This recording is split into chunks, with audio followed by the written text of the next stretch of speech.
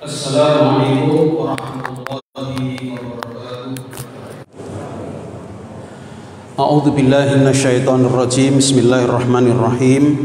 Alhamdulillahirabbil alamin wal aqibatu lil muttaqin wala udwana illa 'alal zalimin. Asyhadu an la ilaha illallah al malikul haqqul mubin wa asyhadu anna Muhammadan 'abduhu wa rasuluh al mab'utsur rahmatan lil alamin. Allahumma salli wa sallim ala nabiyyina Muhammadin wa ala alihi wa ashabihi ajma'in, amma ba'du.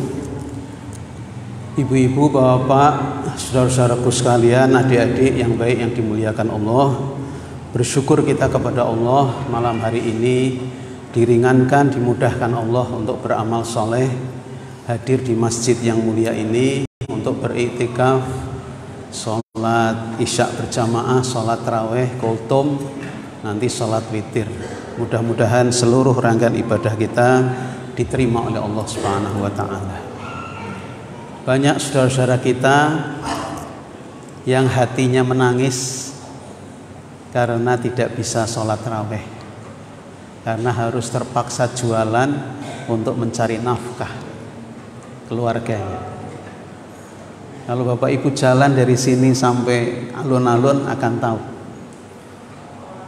mereka bukan tidak mau tarawih, tapi punya tanggung jawab memberi nafkah.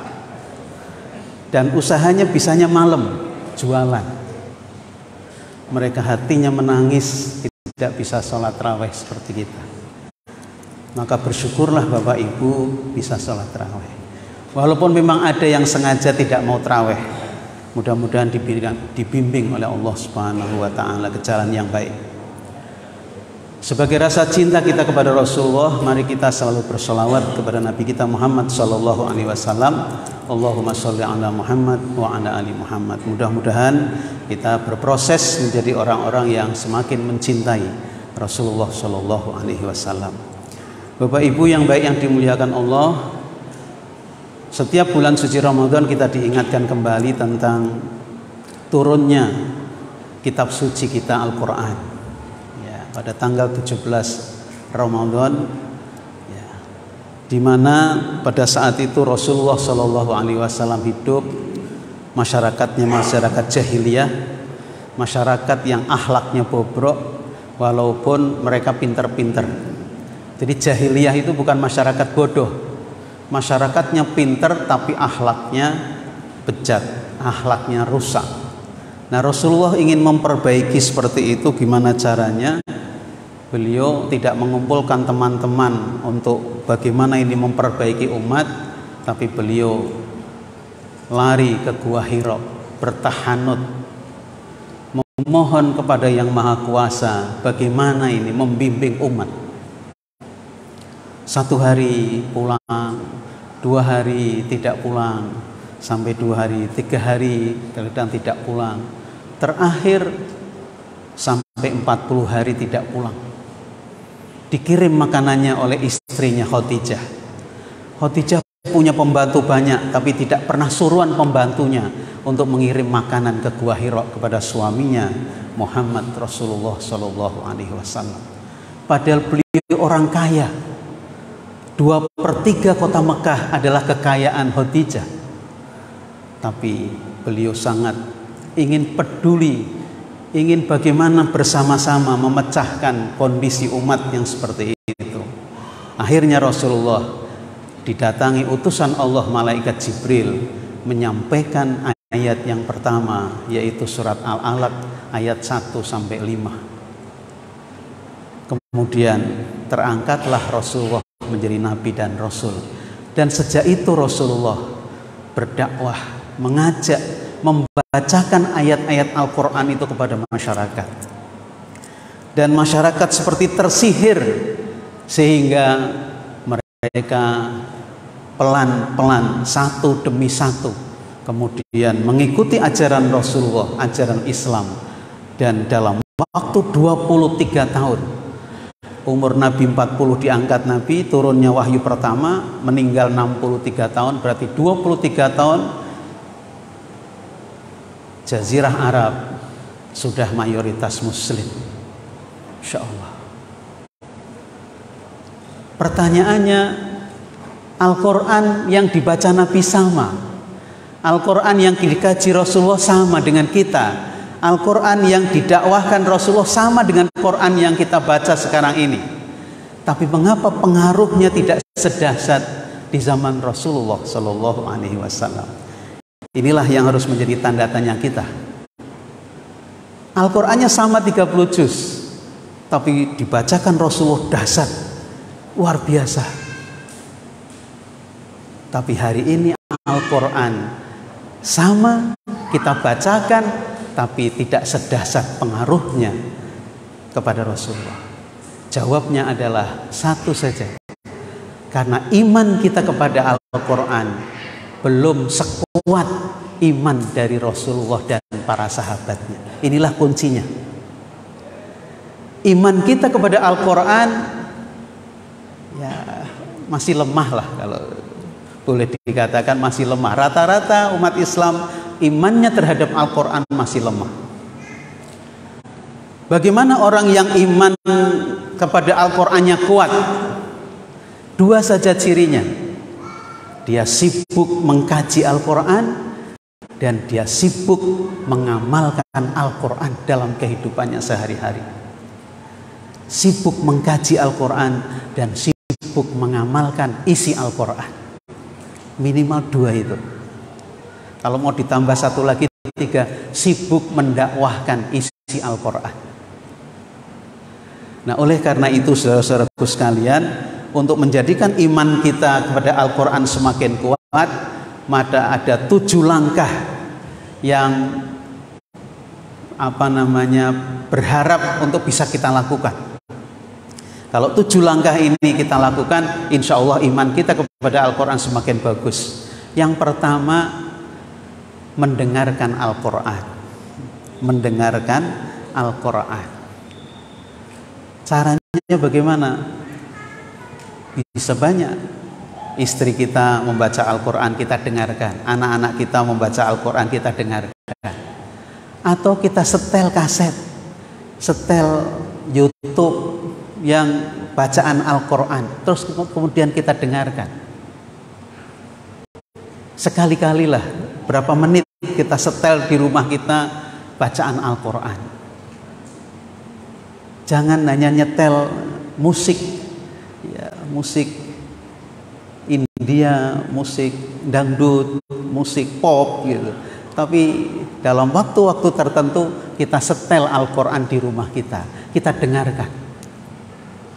Kata Allah, wa idza quri'al Qur'an fastami'u lahu wa ansitu la'allakum turhamun. Apabila Al-Quran dibacakan, maka dengarkan Al-Quran itu dan perhatikan, mudah-mudahan kamu mendapat rahmat dari Allah Subhanahu wa ta'ala. Di Jatinangor, Bandung, mau masuk Bandung, ada kandang ayam punya mantan menteri kita Bustanul Arifin. Di kandang ayam itu setiap hari dibacakan Al-Quran oleh anak-anak yatim, diundang sengaja. 2 jam ganti anak, 2 jam ganti lagi, 2 jam ganti lagi. Mereka dikasih transport untuk membaca Al-Quran selama 2 jam. Dari pagi sampai sore. Itu ayamnya sehat. Ayamnya gemuk-gemuk. Bayangkan Bapak dan Ibu-ibu sekalian, ayam dibacain Quran itu sehat-sehat. Bagaimana kalau manusia dibacakan Al-Quran dengan keyakinan yang tinggi? Insya Allah. Jangankan manusia, ayam saja bisa sehat-sehat. Kalau nggak percaya datang ke Jatinangor, masih ada kandang ayamnya sampai hari ini. Yang kedua, setelah mendengarkan, kemudian membaca Al-Quran. Bacalah Al-Quran. Nggak usah banyak-banyak, 1 hari 1 halaman saja. 1 hari 1 halaman itu 5 menit.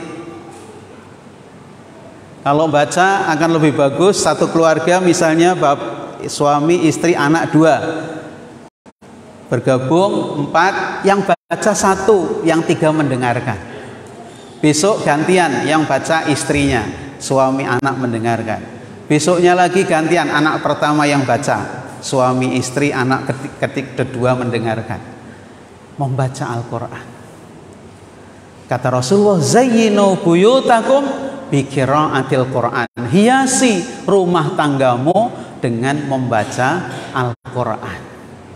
Tidak hanya kaligrafi saja, tidak hanya foto-foto pemandangan saja, foto keluarga saja, tapi hiasi rumah kita dengan bacaan-bacaan Al-Quran yang teratur. Setiap maghrib monggolah ditentukan jam berapa panjenengan sempatnya satu keluarga baca Al-Quran, insya Allah. Yang ketiga, menghafalkan ayat-ayat Al-Quran. Tidak usah banyak-banyak. Saran saya, 1 bulan 1 ayat. 1 bulan 1 ayat saja.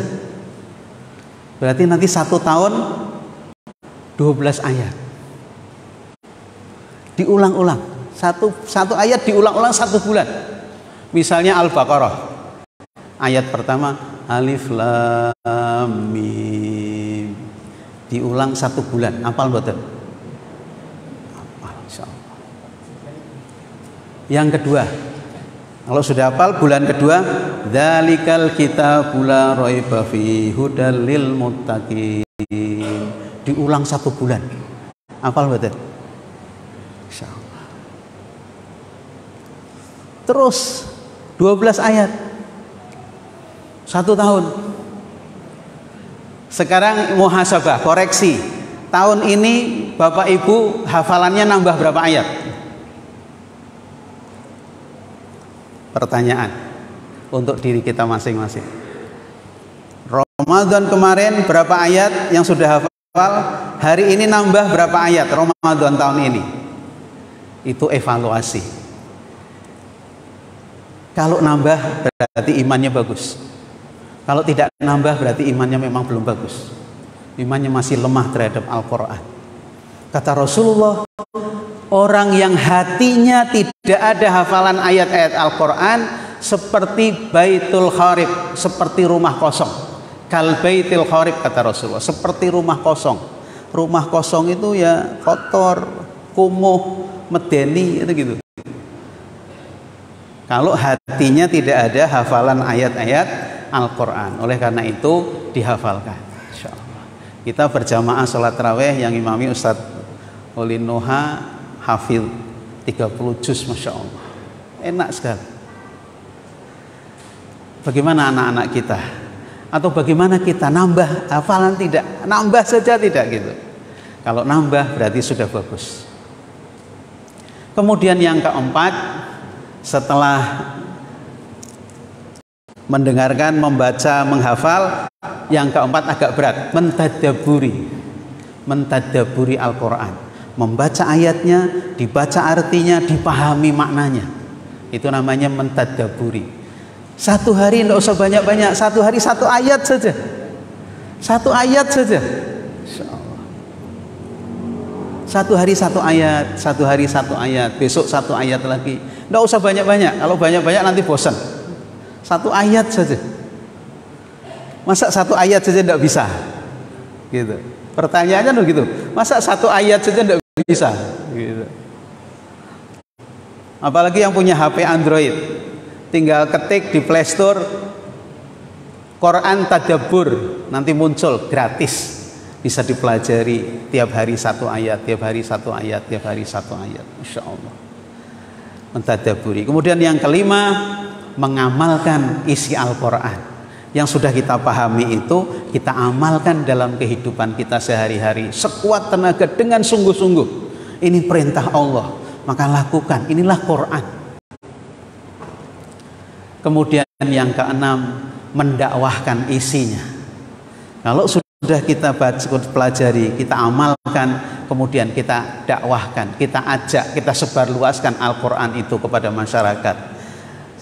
Targetnya nggak usah banyak-banyak, 1 tahun 1 orang saja, 1 tahun 1 orang, tahun depan 1 lagi, tahun depan 1 lagi, Masya Allah. Nggak usah banyak-banyak targetnya. Berhasil 1 tahun mengajak 1, luar biasa. Kalau Bapak Ibu evaluasi, Bapak Ibu tahun ini sudah ngajak berapa orang? Satu minimal sudah apa belum? Orang yang tadinya tidak sholat menjadi sholat, orang yang tidak mau berinfak mau berinfak, orang yang tadinya selalu memakan barang yang haram sekarang tidak mau yang haram. Orang kalau utang tidak mau bayar akhirnya mau bayar dan sebagainya. Quran diamalkan dalam kehidupan, kemudian didakwahkan, dan yang terakhir ketujuh, sabar di dalam mendengarkan Al-Quran, sabar di dalam membaca Al-Quran, sabar di dalam menghafalkan Al-Quran, sabar di dalam mentadaburi, sabar di dalam mengamalkan, sabar di dalam mendakwahkan. Karena tidak ada keberhasilan tanpa kesabaran, tidak ada kesuksesan tanpa kesabaran. Sabar itu isinya 3. 1, menerima apa yang dari Allah. Kalau itu masalah, yang kedua cari solusinya. Yang ketiga tidak mengeluh. Itulah sabar. Kalau kita masih mengeluh berarti belum sabar. Masya Allah. Rasulullah pernah mengeluh juga, dan keluhannya diabadikan Allah di dalam Al-Quran, surat Al-Furqan ayat 30. Bagus sekali. Wa qala ar-rasul ya rabbi inna qaumi takhadhu hadzal qur'ana mahjura. Rasulullah mengeluh kepada Allah, ya Allah, ya Tuhanku, bagaimana nanti kalau umatku menjadikan Al-Quran sesuatu yang diacuhkan, mahjuro, sesuatu yang diacuhkan, dibeli tapi cuma ditaruh saja di lemari, tidak pernah disentuh, tidak pernah dibaca, tidak pernah dikaji, apalagi diamalkan. Rasulullah khawatir, dan itu keluhan Rasulullah. Surat Al-Furqan ayat 30. Apakah umat Islam Indonesia terhadap Al-Quran mahjuro? Monggo kita evaluasi bareng-bareng. Minimal diri kita, apakah diri kita mahjuro terhadap Al-Quran? Orang yang mengacuhkan Al-Quran, sama sekali tidak pernah menyentuh Quran, sama sekali tidak pernah belajar Quran, membaca Al-Quran dan mengamalkan Al-Quran. Na'udzubillah min dzalik. Oleh karena itu, mudah-mudahan Ramadan tahun ini betul-betul menjadikan kita meningkat iman kita, terutama iman kepada Al-Quran. Berbahagialah kita punya kitab suci yang masih asli, tidak pernah bisa dipalsukan. Sudah 20 tahun ini orang tidak berusaha memalsukan, karena pasti ketahuan. Yang ada orang bakar Quran di Inggris, di Perancis orang bakar Quran, tapi sampai hari ini tidak ada yang, sudah 20 tahun ini tidak ada yang memalsukan Al-Quran. Karena Allah yang menjaganya. Wa nunazzilu minal Qur'an ma huwa, akulah yang menurunkan Al-Quran dan akulah yang menjaganya. Demikian Bapak Ibu yang bisa saya sampaikan. Ini kalau dibahas panjang sekali, ini sudah 20 menit ini. Terima kasih, mohon maaf namanya kultum tapi 20 menit. Mohon maaf, terima kasih atas perhatiannya. Billahi fisabilillah fastabiqul khairat. Wassalamualaikum warahmatullahi wabarakatuh.